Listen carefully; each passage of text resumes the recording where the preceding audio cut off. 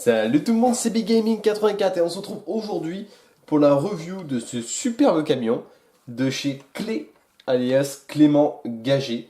Donc un SG3 aux couleurs de la Marseillaise de Crédit. Donc un SG2 pardon, c'est un Salim SG2 aux couleurs de la Société Marseillaise de Crédit. Tout en plastique, typique de chez Clé, qui est au taux 1,55e si je me trompe pas.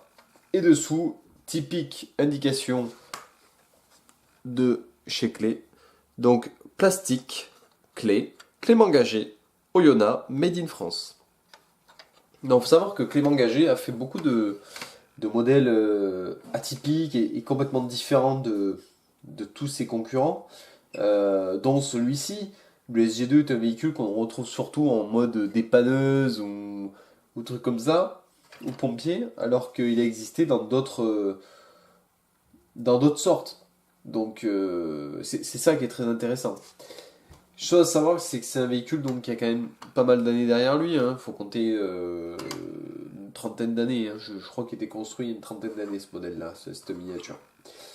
Et déjà à l'époque, il y a quand même beaucoup de détails apportés. On voit à l'intérieur, euh, vous verrez peut-être pas, ou si un petit peu, il y a le volant, le tableau de bord, les sièges sont très sympas.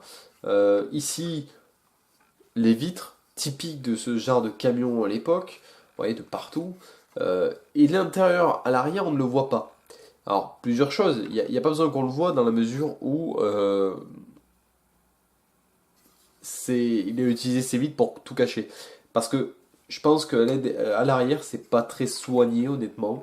C'est même vide, si je regarde. Ouais, c'est vide, je regarde à travers le passage de roue, c'est vide. Mais voilà, après, c'est des véhicules qui sont quand même assez atypiques, assez sympas. Bon, celui-ci a un petit peu de vécu, voilà, il a un petit coup là. Il a une petite casse ici, mais sinon, c'est des véhicules vraiment sympathiques. Voilà, moi, j'adore trouver des véhicules comme cela. Je suis ultra fan de Clément Gagé, de ce qu'il a, de ce qu'il a fait, de ses modèles. Euh, Après, au niveau valeur, pour moi, il y a une grosse valeur sentimentale parce que j'adore ce véhicule-là. J'adore le SG2 et j'adore cette miniature par-dessus tout.